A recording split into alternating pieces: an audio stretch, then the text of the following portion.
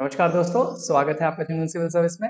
तो आज हम लोग पार्ट 6 डिस्कस कर रहे हैं अपनी पॉलिटी की स्ट्रैटेजी सीरीज में। तो इसके पहले हमने पार्ट 1 टू पार्ट 5 डिस्कस कर लिया, जहां पे हमने 7 थीम्स डिस्कस कर ली हैं। तो अगर आपने वो वीडियो नहीं देखा है तो उसको जरूर देख लीजिए। लास्ट पार्ट 5 वाला जो हमारा वीडियो है उसके अंदर हमने आने वाली आंसर राइटिंग स्ट्रैटेजी का जो मैं पोस्ट करूंगा उसके बारे में हल्का ग्लिम्स दिया है। तो अगर आपने वो नहीं लिखी है 3 चीजें कि मैंने क्या बोला है, तो उसको आप जरूर देख लीजिए लास्ट वीडियो में जाके। तो आज हम लोग अपनी 3 थीम्स डिस्कस करेंगे, जो कि होगा यूनियन एंड स्टेट लेजिस्लेचर, राज्य विधेयिका। सेकंड थीम होगी हमारी जुडिशरी, जो कि हमारी होगी न्यायपालिका। और तीसरी थीम होगी मिसलेनियस, जो कि जनरल क्वेश्चंस जो आ जाते हैं। तो अगर हम अपना यूनियन और स्टेट लेजिस्लेचर पे आए तो हम देखते हैं कि सिर्फ 2 ही क्वेश्चन पूछे गए हैं। एक काफी पहले पूछा गया था 40th बीपीएससी में, और एक 65th बीपीएससी में। इसको बोलने से पहले मैं एक और चीज एम्फेसाइज करना चाहता हूं कि मैं जो भी ये स्ट्रैटेजी बता रहा हूं ये फोकस प्रिपरेशन है, ये एग्जाम फोकस आपको रेलेवेंस है। बट इसका एक प्रीरिक्विजिट ये है कि आपकी कॉन्सेप्चुअल क्लैरिटी होनी चाहिए। अगर आपका बेसिक्स क्लियर नहीं है, आपकी कॉन्सेप्चुअल क्लैरिटी नहीं है अगर, तो ये चीजें काम नहीं कर पाएंगी, क्योंकि आपको फिर रटना पड़ेगा सारी चीज, और आप वहां पे वो क्लैरिटी नहीं दिखा पाएंगे। ना आपका प्रीलिम्स निकलेगा, ना आपका मेंस निकलेगा। आप पहले कॉन्सेप्चुअल क्लैरिटी जरूर रखिए, बेसिक्स आपके बिल्कुल क्लियर होने चाहिए। कॉन्स्टिट्यूशन क्या होता है, बेसिक चीजें, हर सब्जेक्ट का बेसिक्स बेसिकली आपको क्लियर होना चाहिए। तो ही आपको ये चीजें थोड़ी काम आएंगी, तब आपको इससे फायदा होगा। तो अब मैं इसको कंटिन्यू करते हैं हम लोग। तो जैसे अगर हम देखें 2 ही क्वेश्चन आए हुए हैं, 40th में और 65th में। इसीलिए मैं ये बोलता हूँ बार बार कि अगर कोई क्वेश्चन पहले आया है तो उसको आप प्रिपेयर जरूर करिए, पर प्रायोरिटी में लो हो सकता है, पर आपको प्रिपेयर जरूर करना चाहिए। लेकिन अगर हम नेचर ऑफ क्वेश्चन देखें तो 40th पीपीएससी में भी देखिए पार्लियामेंट्री सॉवरेनिटी पे ही क्वेश्चन पूछा गया था, और 65th में भी जो क्वेश्चन आया है वो भी सॉवरेनिटी पे ही है। क्योंकि क्वेश्चन देखिए, Indian parliament is a non sovereign law making institute, evaluate this statement. तो ये चीज हम देखते हैं कि जो कॉन्सेप्ट पूछे जाते हैं बीपीएससी में उसी से रिलेटेड बार बार क्वेश्चन क्वेश्चन पूछे जाते हैं, अलग क्वेश्चंस नहीं आते। इसीलिए मैंने बार बार बोला था कि आप प्रीवियस ईयर क्वेश्चंस को जरूर अच्छे से सॉल्व कीजिए। तो अगर हम देखें तो आने वाले 66 के लिए मुझे ये इतना इंपॉर्टेंट टॉपिक तो नहीं लगता है लेजिस्लेचर, बट अगेन हमें सॉल्व जरूर कर लेने चाहिए। मेरा एक और सजेशन रहेगा कि आप यूपीएससी के भी प्रीवियस ईयर टॉपिक वाइज इस तरीके से क्वेश्चंस निकाल लें और उसको सॉल्व करें। जब हम लोग आंसर राइटिंग प्रैक्टिस स्टार्ट करेंगे तो मैं आपको प्रीवियस ईयर यूपीएससी के भी टॉपिक वाइज क्वेश्चंस दे दूंगा एक जगह कंपाइल करके, वो आप प्रैक्टिस कर सकते हैं। अगर हम अब अपने नेक्स्ट टॉपिक पे आए, अगर आप सोर्सेस एक बार मैं बता देता हूँ। इसमें सोर्सेस बहुत ही स्टैटिक क्वेश्चन है, डायरेक्टली आप लक्ष्मीकांत यूज कर सकते हैं। इसके अंदर बहुत ज्यादा इधर उधर आपको इसमें जाने की जरूरत नहीं है मोस्टली। और जो भी एक्स्ट्रा चीजें होंगी वो आंसर राइटिंग के दौरान मैं पॉइंटर्स दे दूंगा।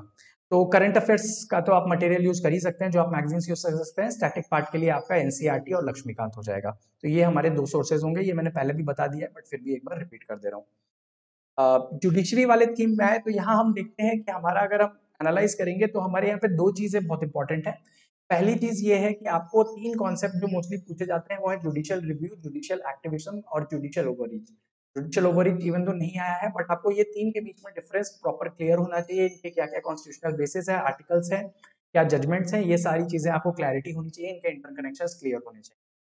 दूसरी चीज जो इसके अंदर क्वेश्चन जनरली एरिया जिस पे पूछा जाता है वो है आपका बेसिक स्ट्रक्चर के अराउंड क्वेश्चन पूछा जाता है। कि जो सुप्रीम कोर्ट ने बनाया था बेसिक स्ट्रक्चर डॉक्ट्राइन, तो वो आपको पूरा हिस्टोरिकल ट्रेस पता होना चाहिए, उसकी सारी डिटेल्स आपको पता होनी चाहिए। ये 2 एरिया है। अगर अगर हम देखें कितना रिलेवेंट एग्जाम के लिए, तो 64th में आया हुआ है, 63rd में भी आया हुआ है, 56 टू 59th में भी आया हुआ है। बहुत ही हर 1-2 साल में क्वेश्चन आ जाता है, एज सच कोई ट्रेंड फॉलो नहीं करता, बट 66 के लिए भी रिलेवेंट है, इंपॉर्टेंट है, आ सकता है। तो इसको आप जरूर आप प्रिपेयर कीजिए। क्वेश्चंस जल्दी से देख लेते हैं। तो जुडिशियल एक्टिविज्म पे क्वेश्चन पूछा हुआ है 64th में। जो 63rd में है वो बेसिक स्ट्रक्चर डॉक्ट्राइन के ऊपर पूछा हुआ है, और डिफरेंस पूछा हुआ है कॉन्स्टिट्यूशन और कॉन्स्टिट्यूशनलिज्म पे। अगर हम देखें इसको तो अगेन जुडिशियल रिव्यू और बेसिक स्ट्रक्चर पे क्वेश्चन पूछा हुआ है 56 टू 59 में।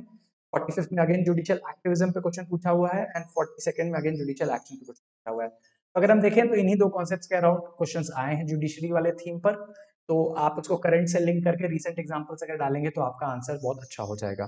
तो ये था हमारा जुडिशरी का थीम। अगर हम मिसलेनियस के थीम पे आए तो यहाँ पे जनरली जो टॉपिक्स आप गवर्नेंस से रिलेटेड टॉपिक और मिसलेनियस टॉपिक्स जो होते हैं हमारे पॉलिटी के, उससे क्वेश्चंस पूछे जाते हैं। तो अगर हम देखें तो 65th में ई गवर्नेंस से क्वेश्चन पूछा गया था। उसके बाद अगर हम देखें 60 टू 62nd में प्रेशर ग्रुप से क्वेश्चन पूछा गया है, Indian politics and examine their role in it. तो ये एक टॉपिक है। एंड 44th में पूछा गया अमेंडमेंट प्रोसीजर से रिलेटेड। उसके बाद emerging trends in Indian democracy 43rd में पूछा गया है, इसको आप बेसिक्स ऑफ इंडियन कॉन्स्टिट्यूशन में भी डाल सकते हैं। एंड 43rd में again India is a liberal democratic state. तो इसमें हम देखते हैं जनरली जो टॉपिक हम किसी पिलर में नहीं डाल सकते उसको जनरली मिसलेनियस में डाल दिया है। बट अगेन मेरा ये सजेशन रहेगा कि हमें 4 में से सिर्फ 3 क्वेश्चन अटेम्प्ट करने हैं। तो अगर हम अपना basics of Indian constitution, federalism, executive, legislature, judiciary और इलेक्शंस, अगर हम ये 5 थीम अगर हम अपने प्रिपेयर कर लें तो हमें मिसलेनियस पे ज्यादा फोकस करने की जरूरत नहीं है। बट इवन दो अगेन आप करंट से रिलेटेड जो भी टॉपिक्स हैं उसको प्रिपेयर जरूर करके रखिए, क्योंकि कोई भी चीज चांस पे हमें नहीं छोड़नी चाहिए। तो ये था आज का हमारा 3 थीम जो हमने डिस्कस किया पॉलिटी से पार्ट 6 में। तो आपके अगर और कोई डाउट है तो आप मुझे वो कमेंट सेक्शन में बताइए। मैंने बाकी चीजें पहले बता ही दी हैं कि मैं क्या क्या डालने वाला हूँ, क्या होगा लास्ट वीडियो में मैंने बताया है, उसको आप देख लीजिएगा। इसके अलावा आप टेलीग्राम ग्रुप जरूर ज्वाइन कर लीजिए, क्योंकि वहाँ सारे अपडेट्स और पीडीएफ मैं अब वहीं डालूंगा जो भी हमारी आंसर राइटिंग सीरीज स्टार्ट होगी। अगर आप फेसबुक पे एक्टिव हैं तो आप फेसबुक पेज लाइक कर सकते हैं। तो इसके अलावा हम लोग जल्दी मिलते हैं नेक्स्ट वीडियो में।